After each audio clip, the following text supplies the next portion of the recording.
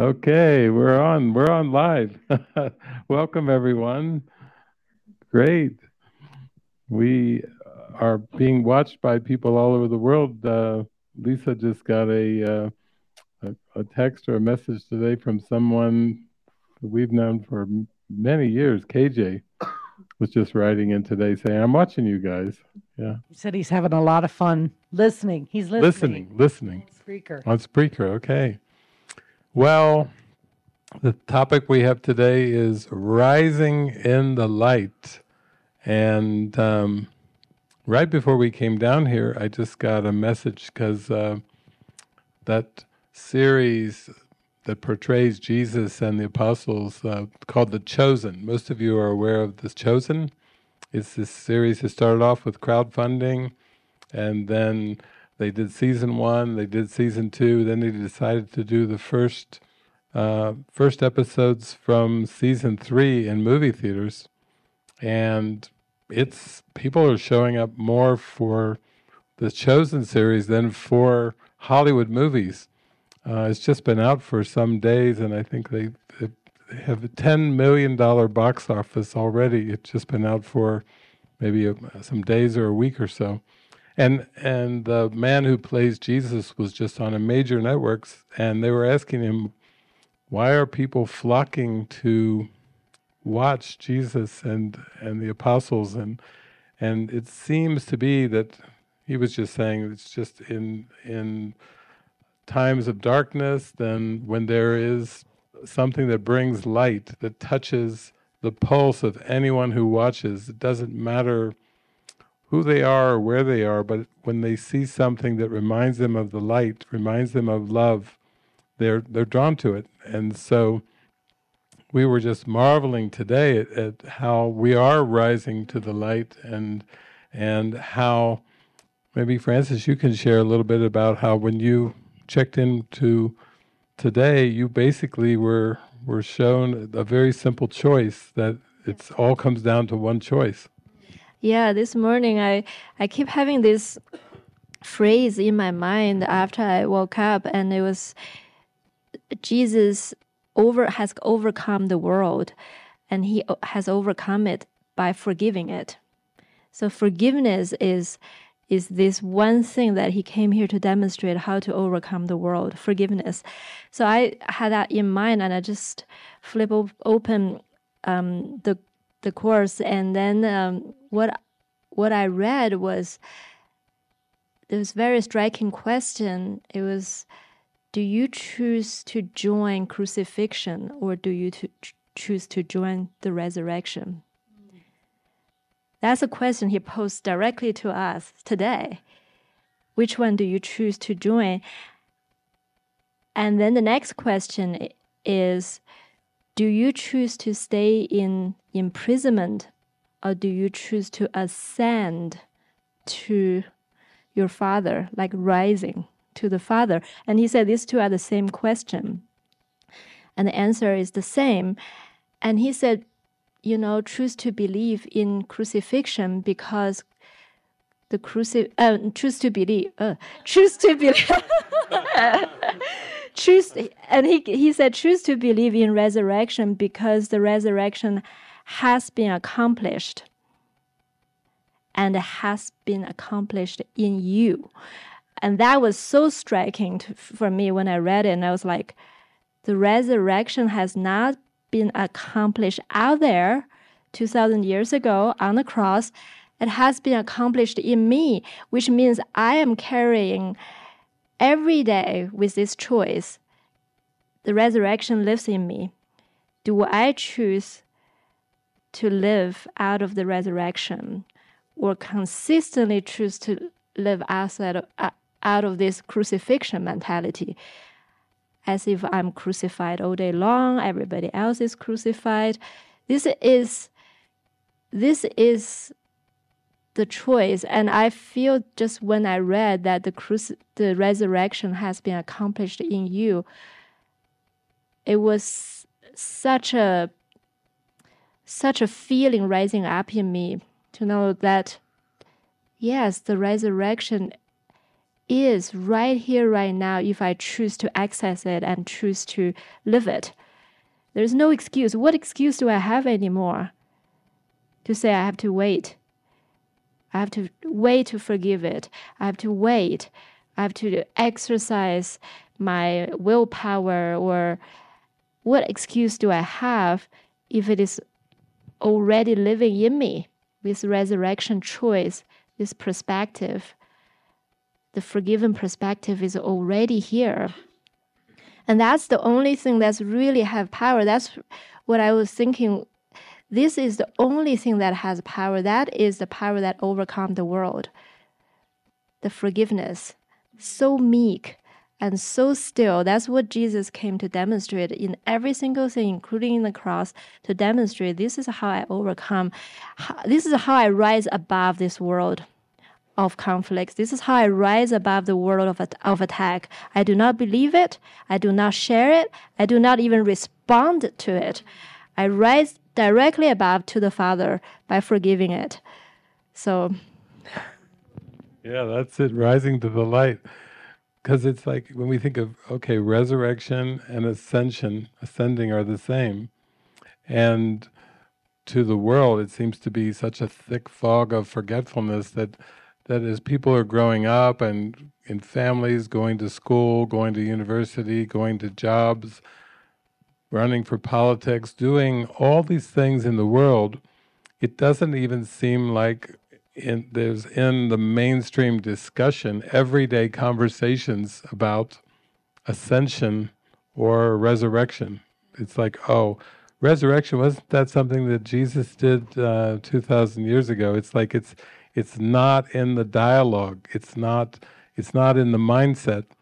And yet, yeah, that's the feeling is, I remember I've had these experiences sometimes where I'm walking or driving or something where it comes over me like a big, huge wave that we don't really have a past. We have operated as if our past memories, our past experiences are valid.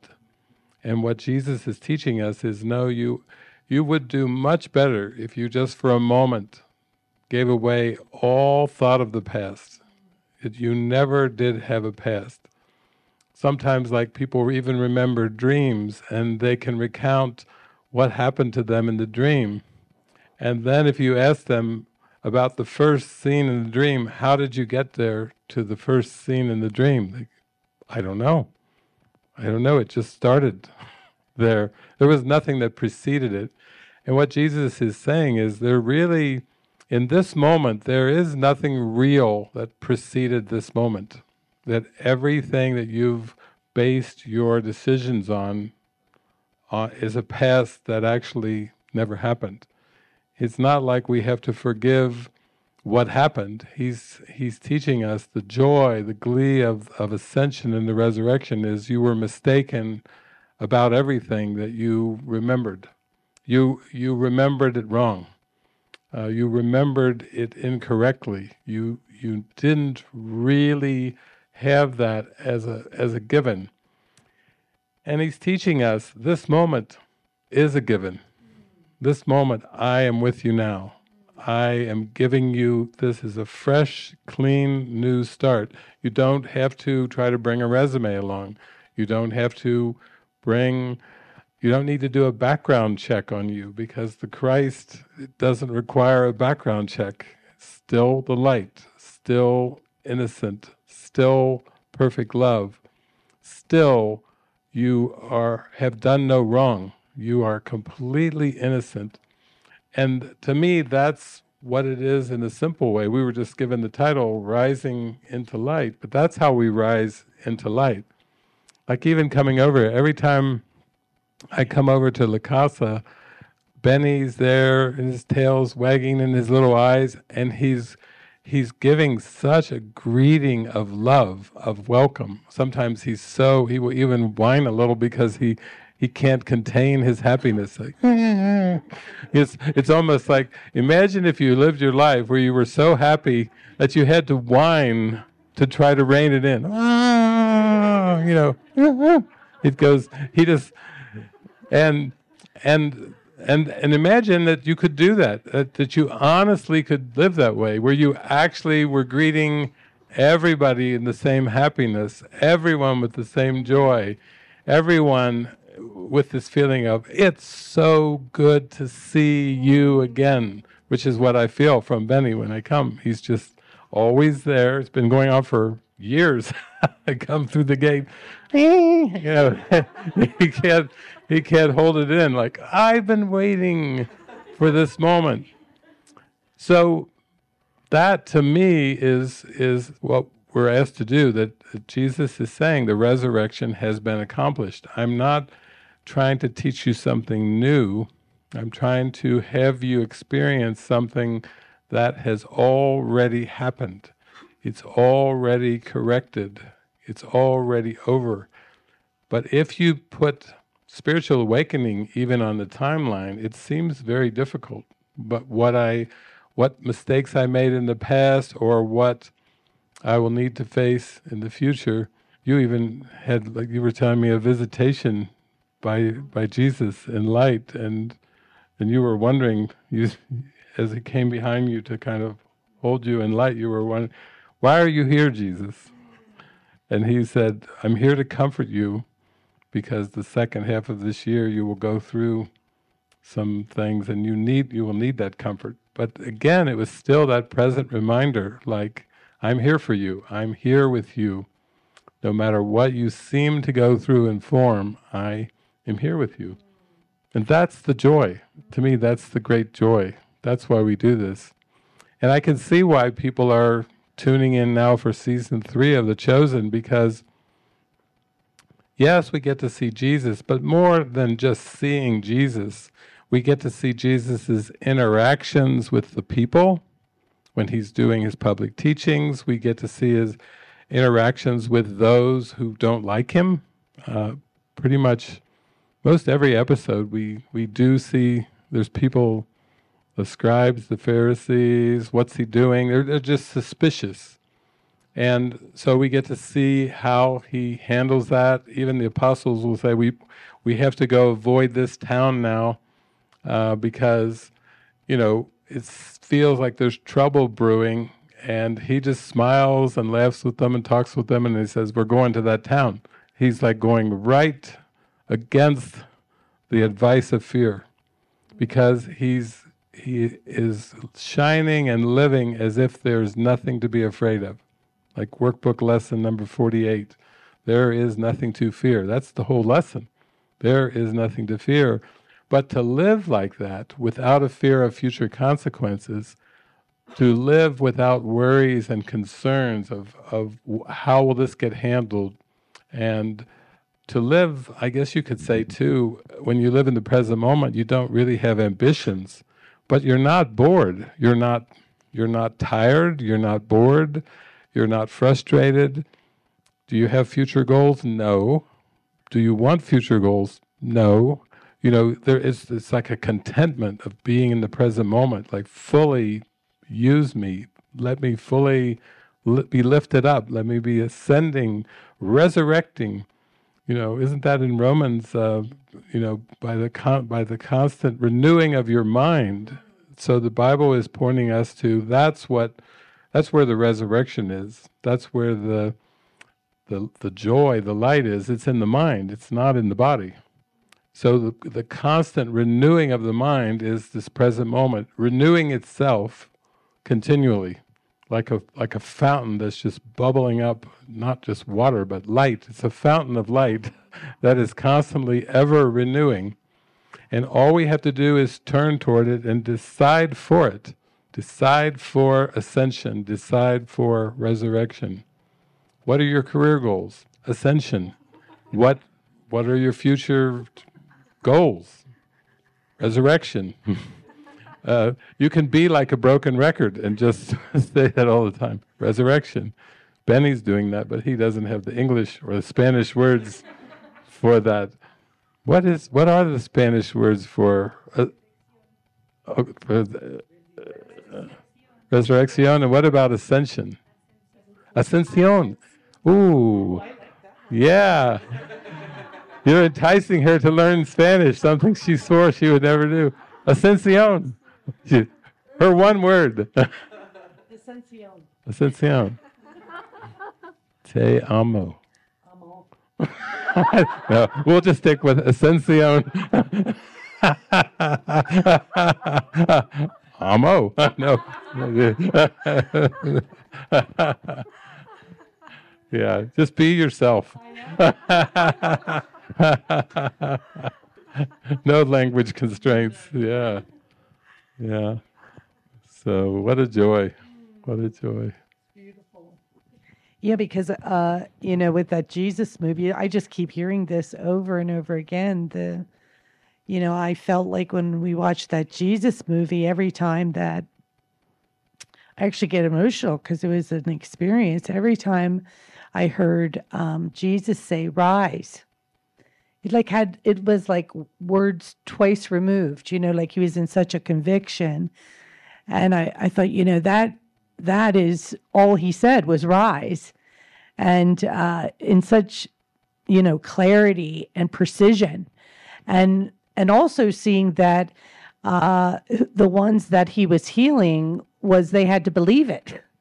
I was thinking this morning, I was reading in the Bible, he said to this daughter that was healed, it wasn't me that healed, it was your faith alone that is healing you to rise, and joining in that truth, like accepting the truth, accepting the decision, accepting, our inheritance really, which is in this moment.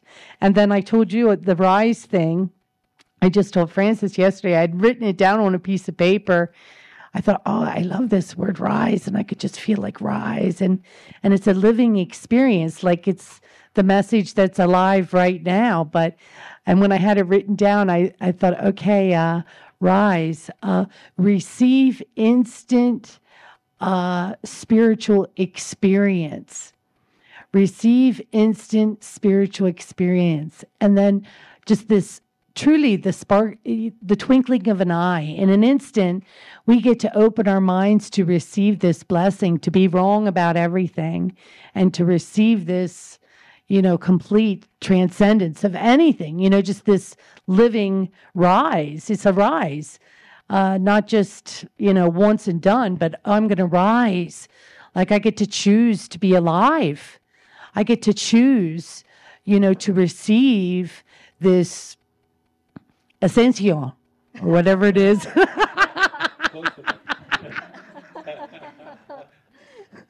Like the resurrection is for all of us. I like the word receive so much, even Jesus says ego analyzes, the spirit receives. It shows this is effortless. It should be effortless. To join with the Christ vision should be effortless. It shouldn't be working and striving because it's natural to us. So really what it takes is to not holding on to what brings us fear, and just to say, okay, I'm here to receive the instant. This moment, it has to be done. This moment is already there. So let me receive your gifts to me. Let me claim your gifts to me. Let me receive it now. And I have no attraction to anything else. I think it's starting to just dawn that this moment is more than realistic for us, but it just starts to dawn that it's really our only option. We don't really have an option to go back. There is nothing to go back to. And I remember years ago, there was all these Jesus movies. We just saw one which grabbed my attention because when he comes back after the resurrection, the body of Jesus is so lit up. It's white, it's light. I like that feel. But I remember years ago going to see the movie that Mel Gibson did called The Passion of the Christ, which it was kind of a bloody mess. It was, but I saw it with my mother. I went into the movie theater and she was sitting right next to me, and she was raised in Christianity her whole life, and as the movie moved along and they started beating Jesus, like whipping Jesus, and the stripes of the whip started going across his body, and the blood was literally started to splatter. When you're looking at the big screen and you're seeing a scene like this, and every time the person would go back and the whip would just go right into Jesus's back. My mother, who was sitting next to me when the movie came out, she would gasp. She would go, and then, she was literally gasping as she was watching this beating and the blood just splintering. It was splattering like watered down ketchup all over the place, but she was reacting to it. And then somebody asked me after I watched the movie, they came out, they said, David, what did you think of Mel Gibson's movie, The Passion of the Christ? And I said, the very last scene, I just felt this, the very last scene in the movie, I felt this rush of joy. That was the only rush of joy I had with the movie. And the last scene was him in the grave, and he was rising, the body was rising up. It was in light. You could see that was the final scene of the movie. After everything else, it was just this kind of scene of like rising up in the grave. And whoosh, I felt whoosh of joy. And I think we can actually honestly start to do that with everything that we have perceived as our life in this world. We've tried to make sense of it, we've tried to figure it out, we've tried to analyze it, we've tried to judge it, we've tried to form opinions about it, and really what Jesus is saying is, you don't really need to do any of that. Be here with me now, and let me show you the resurrection that has already been accomplished. Like that's your one responsibility, is atonement, or to accept the resurrection for oneself, to join the Christ in this resurrection, and how practical that is. And oftentimes people say, well, man cannot live by bread alone, and all the sayings and cliches of the world, and what we're saying is, in this moment, it still is the only moment that you can receive guidance. And more than that, the guidance is for you to accept the resurrection in this moment. It's not for the future. You may think you're receiving guidance that will be helpful for your future, but it's not actually intended for the future. It's just intended for present release and present joy. So there's a section in the workbook, it's the section in the text called Setting the Goal, where Jesus says, every time you look back on the past, it's always the ego. The Holy Spirit never turns and looks on the past, because the Holy Spirit is the presence of love in this moment, the remembrance of our true self, the reminder. And we don't need to look back on the past and think, what did I do wrong, or what could I have done better, or maybe things could have been different. It's just like that is a waste of our mind's energy, just to come back to the moment and say, I'm with you here, Jesus, I'm with you, Holy Spirit. And then if there's anything that you are to say or do, it will just be given. It will trickle off your lips. The smile will come from your face so automatically. Your cheeks will be shiny just from that. And in that, there's a release, because you don't have to compromise with the world. And you don't have to compromise with the past. Was it yesterday, I think, or maybe yesterday or the day before, Laverne was mentioning a new movie that she had seen, and the movie was a movie based on the gospel singer Mahalia Jackson, and she was an American gospel singer. And it shows her from childhood all the way through her life. And she had this magnificent voice, this booming, otherworldly voice. And it showed how the world kept wanting her to sing jazz, to be in the theater, to broaden her horizons, to be a crossover singer, and she just couldn't do it. She was so much into the presence of God that she knew that the only purpose of that magnificent voice was to sing to God and to sing for God. She was not tempted by commercial things. She actually, when they wanted her to sing at Carnegie Hall in New York City, she's like, no, why would I need to sing in Carnegie Hall? But eventually they did persuade her to go there, but she sang for the Lord in Carnegie Hall. She just didn't ever compromise with the world. She didn't go for commercial compromises.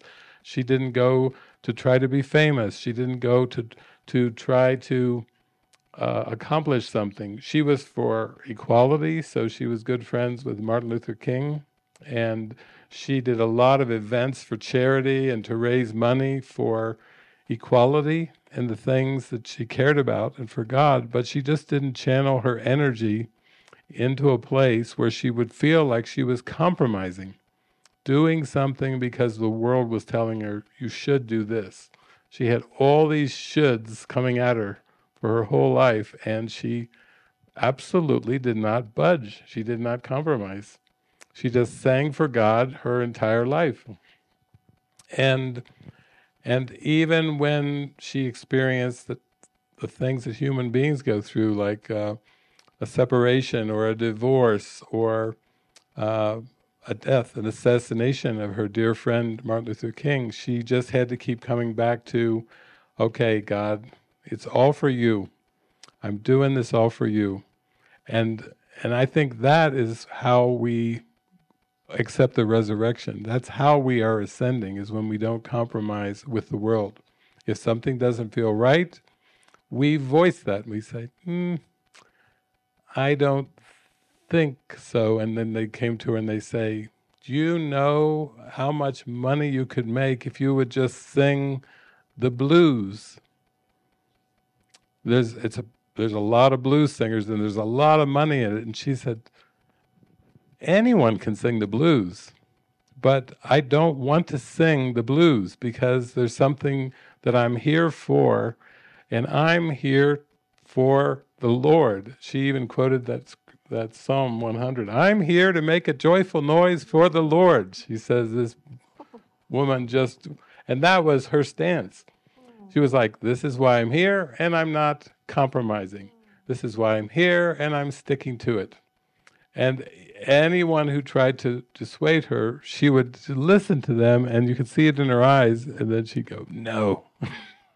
So it's possible to do that. It's possible to live a life of uncompromising devotion to God, as if your very heart and joy depended on it, with no sense of having to balance the equation, or do this first, or a little bit of this, a little bit of that. You know, when you go for it, then the magnitude and the joy is so strong. So, yeah, we might have that movie coming, rolling up pretty soon, so you all can get a taste of that too. With the themes this week, there's a couple movies that are very strong, that are coming to mind, so we'll wait to see how it all plays out. Mm-hmm.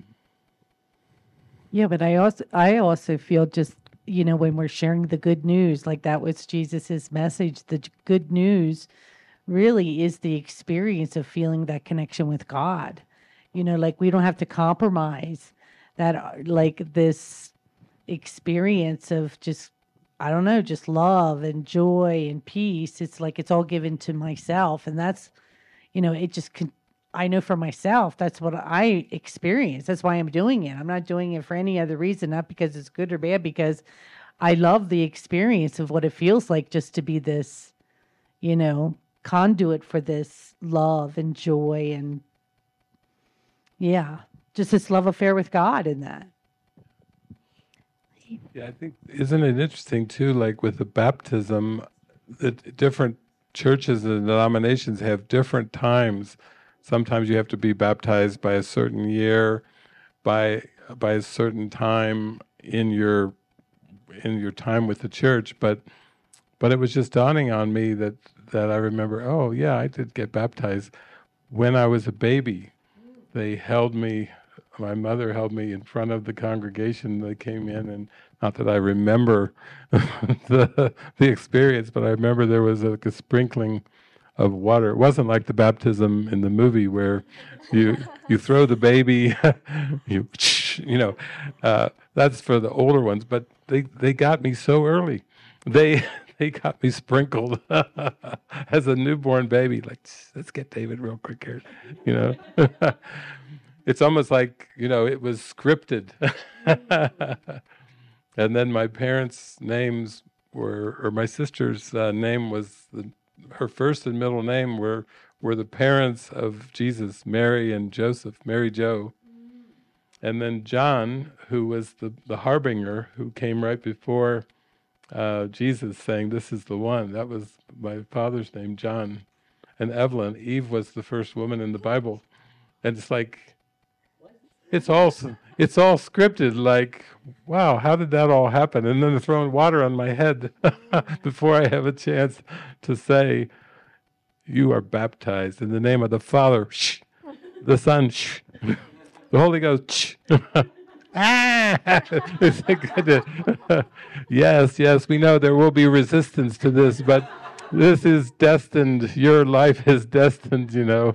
Just get a towel, okay?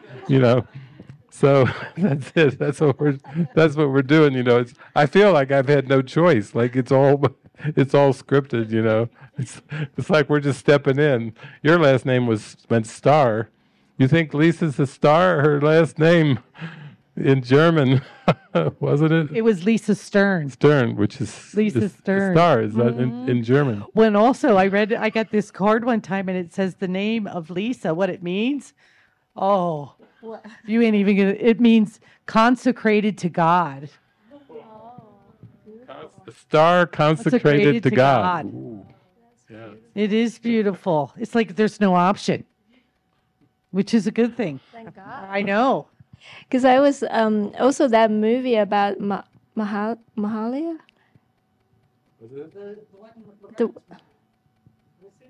What is about the singer? That singer? Oh, Mahalia Jackson. Yeah, I haven't seen it, but I heard about a scene where, because she was so devoted to God, so much so that when she sings, there was a scene that a girl got healed in the audience, and she said, "Oh, I didn't do anything. It's not me. It's God."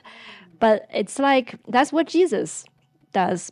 It's not like anything happens out of a conscious or effort.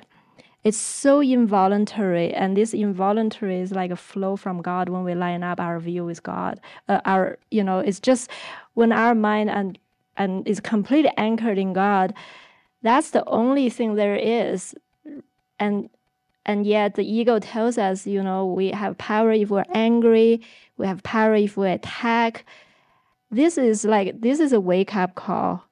The power lies in one with God, in when we actually really put our mind into, I'm here to do my Father's will and nothing else. And I'm here to forgive the world. And I'm here to basically fulfill my function as the light of the world. That's really become the only choice there is. There's no other power. There is no other function. There's no other thing going on for our life and this world.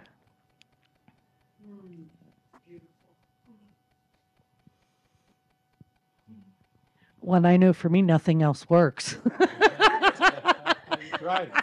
Right. It's like I try to do something else and everything else fails. Or it's a lot of work. It's a struggle. It's like uphill battle. It's like, okay. And then I go and I surrender to God and okay, now I'm back in the lily fields again, Oh, thank you, Jesus. Like his will for my life is perfect happiness. And I don't know what that is. That he's choosing it for me all the time. And that's really this living in that divine trust. It isn't even trust anymore. I feel like it's a knowing that you know that you don't know. And so it's a continual opening to this present moment and opening into this, given life. The life is given. and you just open to it and see the perfection of it, and taking no thought for tomorrow in a real way. You don't think like that anymore. You're just so riveted in the experience of feeling God's love, like we're one.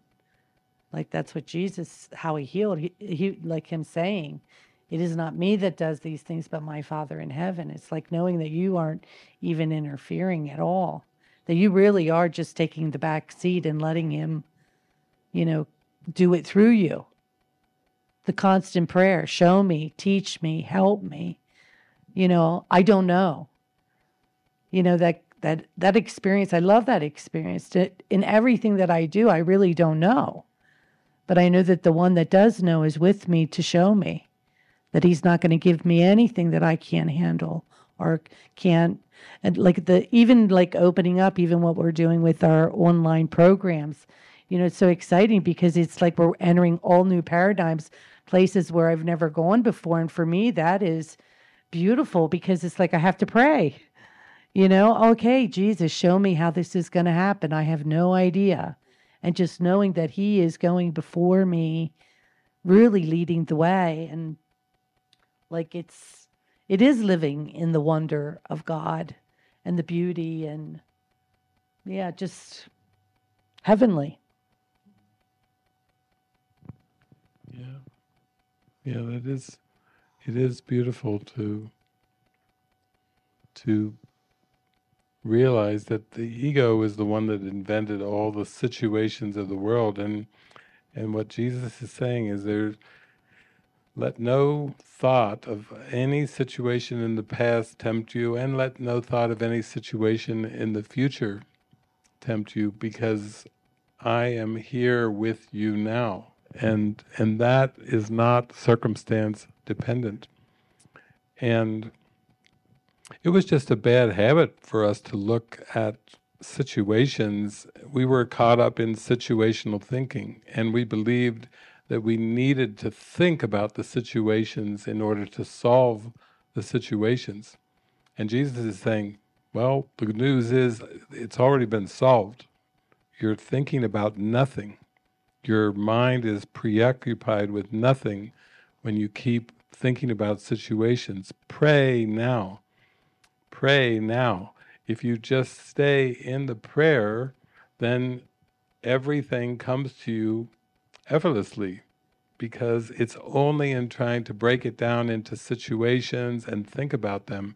What do I like about this situation? What is acceptable and what's unacceptable? And in the future, what kind of situations do I want to find myself as a body in? And Jesus is like, how about none? Why don't you pray with me now? I am not a body. I am free. I am still as God created me. I am spirit. I am one with God. I choose the resurrection. I choose eternal life. I choose this moment. And when you're surrendered into that, that's suddenly when you have a glimpse that you have no problems, because it's only been trying to solve the situations, thinking about past situations, projecting future situations, and trying to solve somehow. Like a Rubik's Cube. I'll keep at it here, I'll keep spinning. It's not necessary. We all grew up with the idea that we were supposed to have goals, and at some point it just starts to dawn that you actually can do quite well in this moment with Jesus without goals. It's very restful. It's just peaceful. And there's so much contentment when you don't have to think that you're obligated to be generating more future goals. And to me, that's what's made the whole ride. It felt like a twig in the river, because it felt like everything was just given, planned. I don't wake up thinking, how's my day going to go? Because I don't know who will call me, who will write to me, where I'll be called to go and meet with somebody, or go have a lunch with somebody, or do something. I don't need to have the day so pre-planned. And I feel like that's the goal. That's really why we've all come into this connection, this following Jesus, is not to make something in the world, but to let go of everything we thought was so important about the world and feel good about letting it go, not feel guilty, not feel like we're letting somebody down, or not feel we're letting the world down even. We were talking on the way over, you were saying that Jesus was saying, yeah, it's already done, the resurrection, but it's done through forgiveness. And to see that forgiveness is the key to happiness, and I need no other key. If Jesus has handed me the key, and he says, this is the key to happiness, it's forgiveness, now just use it. Don't stick it in your pocket. Don't put it away. Keep it in your hand and use it all day long. Use this beautiful key. Use it. And when we do, we're just amazed. We're marveled by, oh my gosh, that's right. I have the key to happiness right in my hand, and all I have to do is use it.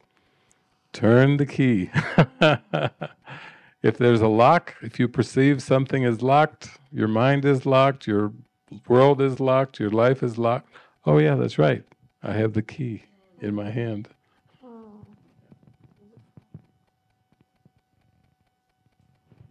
Well, that was our presentation of Rising into the Light.